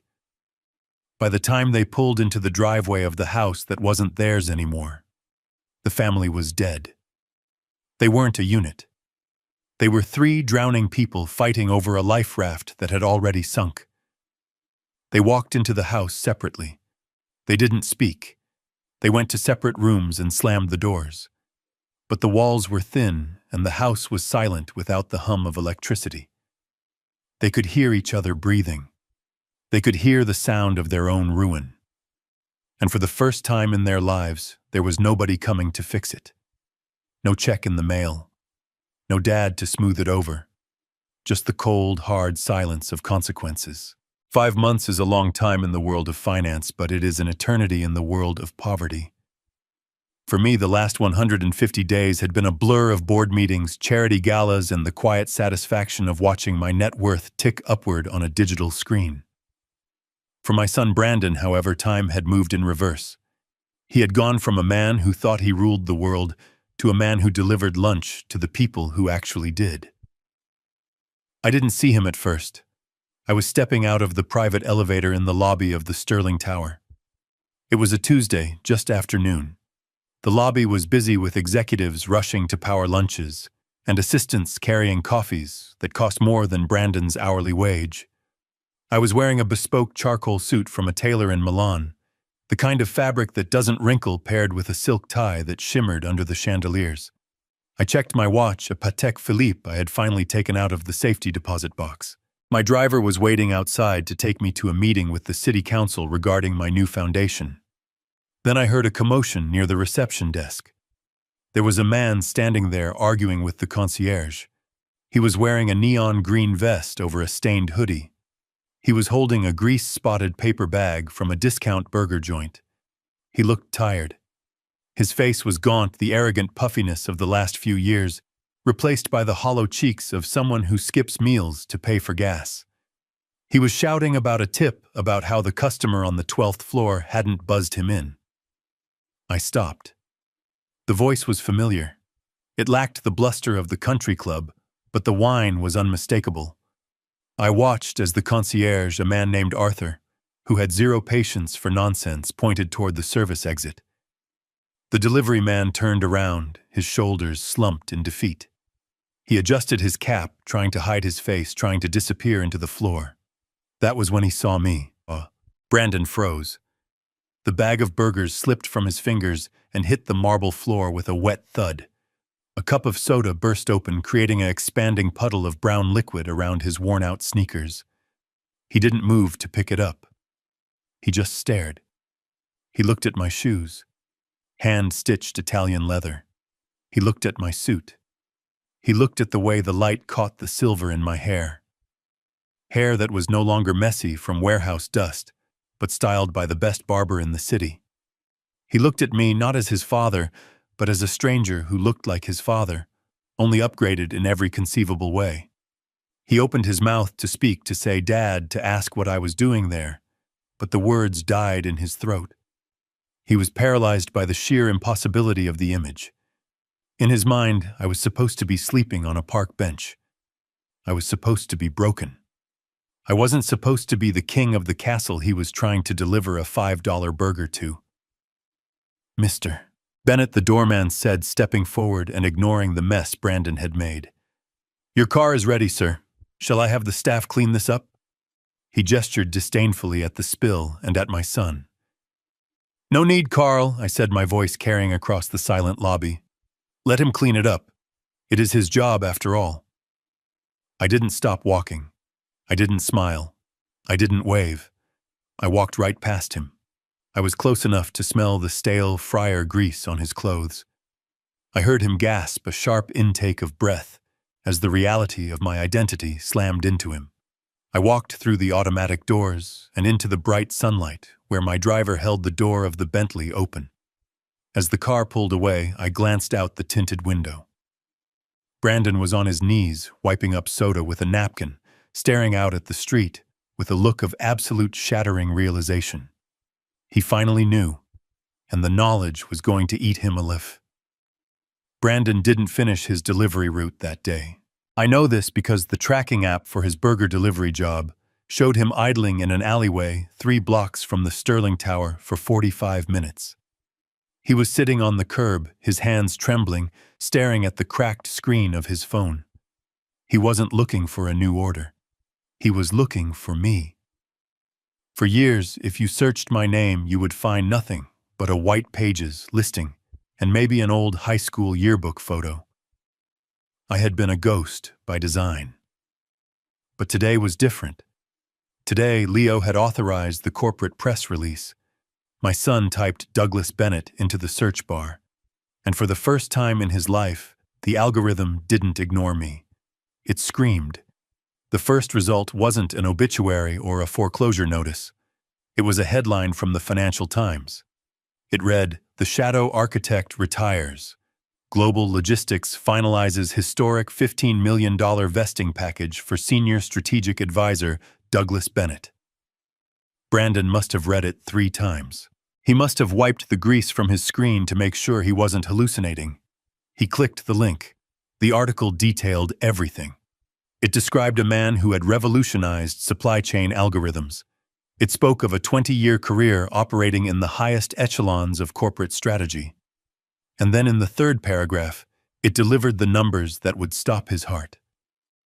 The article stated clearly that per the terms of the Executive Retention Agreement, the full equity package valued at $15 million had officially vested and transferred to Mr. Bennett upon the commencement of his retirement date. November 1st. November 1st.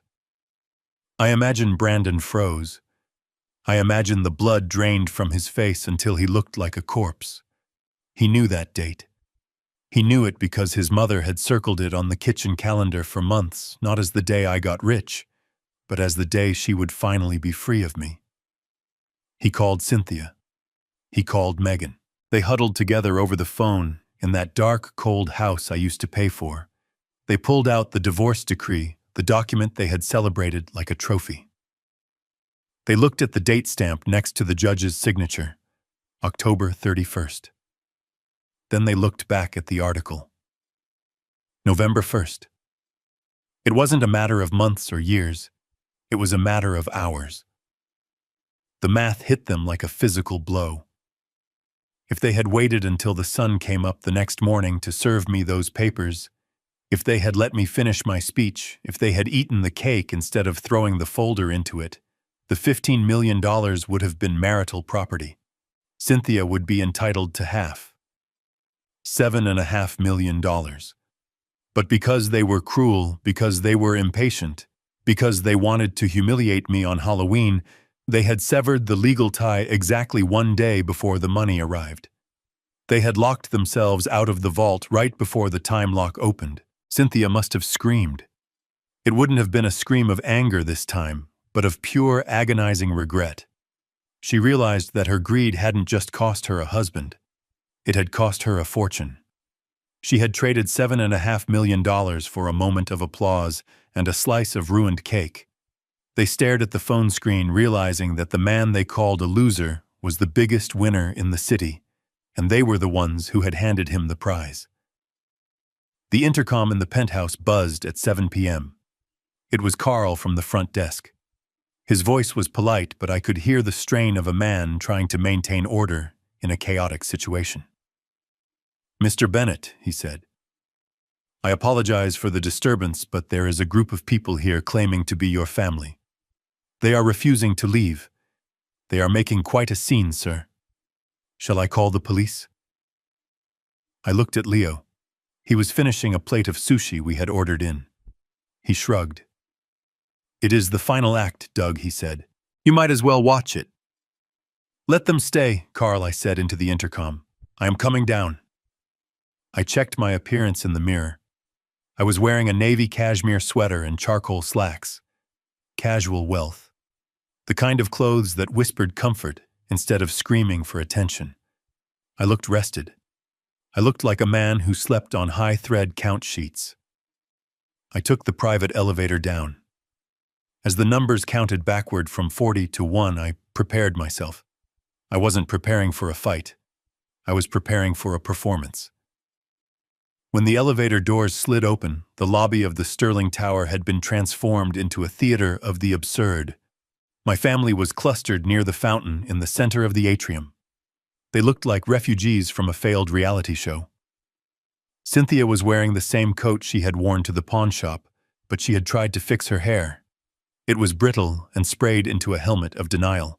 Brandon was wearing a suit that was 2 sizes too big, likely borrowed from a friend, because I had stopped paying for his dry cleaning, and his own suits were probably stained. Megan had tried to look presentable, but her eyes were puffy and red. When they saw me step out of the elevator, the reaction was instantaneous. It was choreographed. "Dougie!" Cynthia cried out. She hadn't called me Dougie since 1985.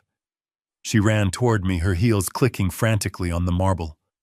She threw her arms open wide as if she were greeting a soldier returning from war, not the husband she had evicted a week ago. "Oh, thank God," she sobbed, throwing herself at me. I didn't hug her back. I stood there like a statue, letting her collide with my chest. She smelled of desperation and cheap hairspray. "We were so worried about you.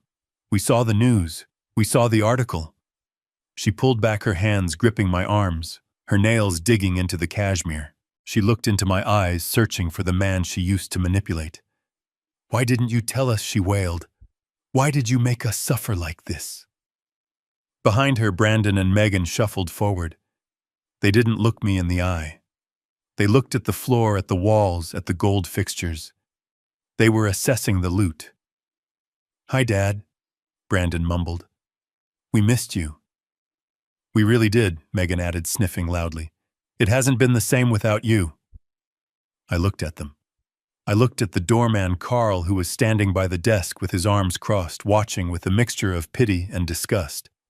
I looked at the other residents walking by, trying not to stare at the spectacle. "You missed me?" I asked, my voice echoing slightly in the large space. "Or did you miss the autopay?" Cynthia let out a high, hysterical laugh. "Oh, stop it, you silly man. It isn't about money. It was never about money." She stepped back, and then, to my absolute astonishment, she dropped to her knees, right there on the Italian marble. She grabbed my hand and pulled it to her cheek. It was a gesture so melodramatic, it belonged in a soap opera. Brandon and Megan, seeing their mother on the floor, followed suit. They knelt beside her. 3 people on their knees in the lobby of the most expensive building in the city, begging a warehouse manager for salvation. "Please, Douglas." Cynthia pleaded, tears streaming down her face.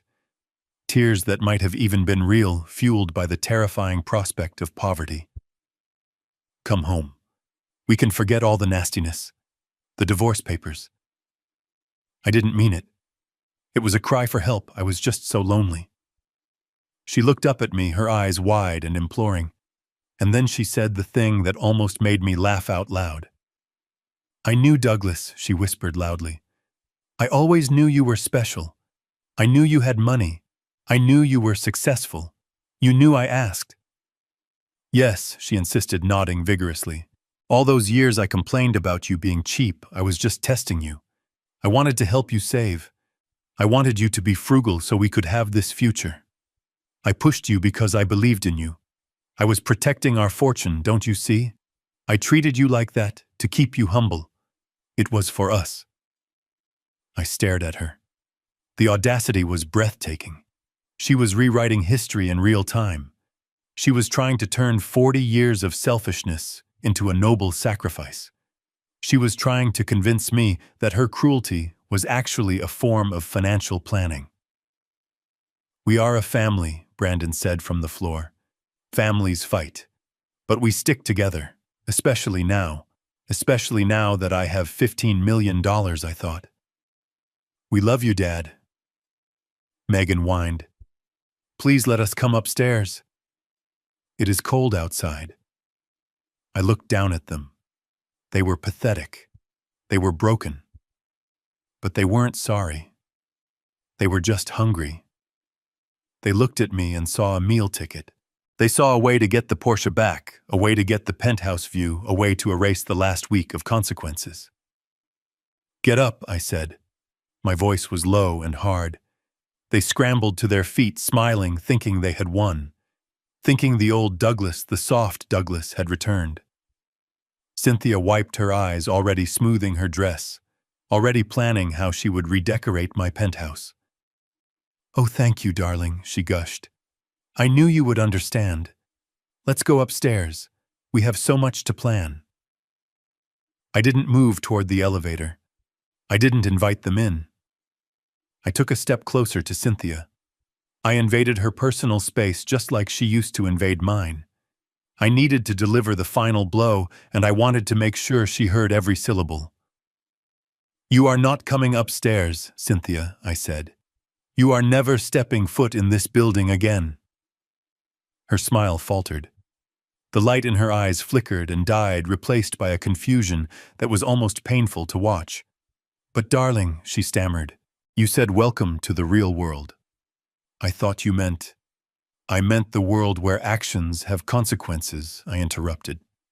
"The world where you don't get to abuse people for 40 years and then share in their success just because you said sorry once on a marble floor." I looked at Brandon and Megan. They had stopped smiling. They looked like deer in headlights, sensing the impact before it happened. "You didn't read the article carefully, did you?" I asked them. "You saw the number 15 million. You saw the words net worth. But you didn't look at the dates." I turned back to Cynthia. I leaned in close, recreating the intimacy of that moment at the restaurant, the moment she had whispered that I was useless. I wanted her to remember the smell of my cologne. I wanted her to remember the texture of my voice. "Do you remember what you did at the party, Cynthia?" I whispered. "Do you remember how eager you were? Do you remember throwing that folder into my cake because you couldn't wait one more minute to be free of me?" She nodded dumbly, tears leaking from her eyes. "You signed the papers on October 31st, I said, my voice soft, lethal. "You forced me to sign on October 31st. You clapped when I did it." I paused, letting the silence stretch until it was screaming. "My contract vested on November 1st, I whispered. "If you had waited 12 hours, if you had let me finish my speech, if you had treated me with even a microscopic amount of respect for just one more night, half of that money would be yours. $7.5 million. Her eyes widened until I thought they might split. Her mouth opened in a silent scream of realization. "But you wanted to clap," I said. "You wanted the applause." "Well, Cynthia, I hope you enjoyed it, because that applause cost you $7.5 million. That is $125,000 a second. That was the most expensive sound you will ever hear." I pulled back. I saw the light go out behind her eyes. She wasn't looking at her husband anymore. She was looking at a pile of burning money that she had lit herself. She collapsed back onto the floor, not in a theatrical plea this time, but in genuine crushing defeat. "You have no idea what you just did," I repeated, echoing my words from the restaurant. "But now you do," I turned to Carl. "Please escort these people out," I said, "and if they return, call the police." I walked back to the elevator. I didn't look back. I didn't need to. I knew exactly what was happening behind me, the silence of total ruin. Carl moved with the speed of a man who had been wanting to do this for 10 minutes. He snapped his fingers, and 2 large security officers in dark suits stepped out from the shadows of the atrium. They didn't look like customer service agents. They looked like bouncers. I stood by the elevator doors, my hands in my pockets, watching the scene unfold with the detachment of a spectator in a gallery. Cynthia tried to stand up with some semblance of dignity, smoothing her dress, but her knees were shaking too hard. She looked at me one last time, her eyes pleading, looking for the man she had bullied for 40 years.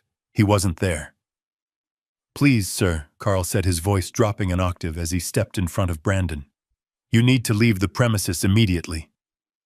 "You can't touch me," Brandon spat, trying to summon the arrogance that had gotten him banned from the Porsche dealership. "I am his son. I am afraid Mr. Bennett has no children on the guest list tonight," Carl replied smoothly. He took Brandon by the elbow. It wasn't a suggestion. It was a vice grip. Megan began to cry again, a loud wailing sound that echoed off the marble walls. One of the officers guided her firmly toward the revolving doors. Cynthia looked at me, her mouth opening to scream, to curse, to beg, I don't know which, but she never got the chance. Carl stepped between us, a wall of black wool blocking her view of the jackpot she had missed. "Let's go, ma'am," Carl said. "Don't make us call the police. You have enough legal trouble as it is." They were marched across the lobby. The other residents watched over the tops of their newspapers and smartphones. It was a parade of shame. They were shoved through the revolving doors and spilled out onto the cold concrete of the sidewalk. I watched through the glass as they stood there for a moment, three figures shivering in the wind, arguing, pointing fingers, until the reality of the cold forced them to disperse into the night. The elevator doors hissed shut, sealing me inside the silence. I ascended back to the sky, leaving the noise and the wreckage 40 floors below. It was the cleanest break I had ever made. 6 months later, the landscape of my former life had been completely terraformed. The house on Oak Street was sold at auction 2 weeks after the trial. The proceeds barely covered the mortgage and the legal fees. The judgment debt to me remained outstanding, hanging over their heads like a guillotine blade that deducted 25% from every paycheck they earned. I received updates from the private investigator, not because I was obsessed, but because I needed to ensure the terms of the judgment were being met. The reports painted a picture of absolute grinding mediocrity.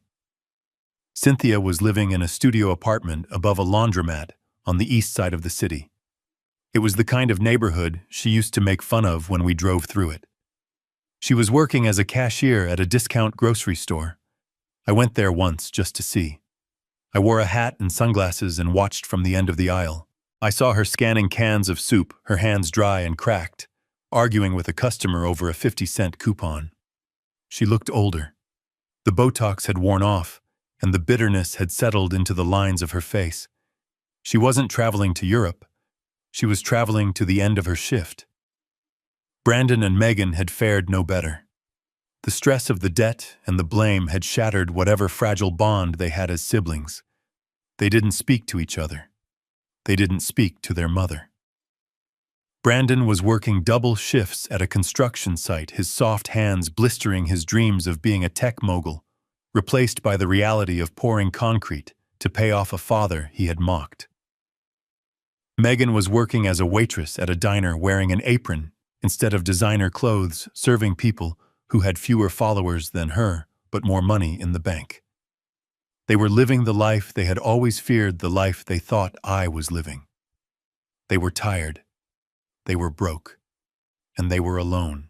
They had learned the hardest lesson of all, that money isn't just paper, it is energy, it is protection, and when you treat the source of that protection with contempt, you end up in the cold. I stood on the balcony of the penthouse looking out at the city skyline. The wind was brisk, but the outdoor heaters kept the space warm. I held a glass of the 30-year-old scotch in my hand. It was the anniversary of my retirement. 1 year. I pulled my phone from my pocket and dialed a number I had saved months ago. It rang twice. "Hello," a young woman's voice answered.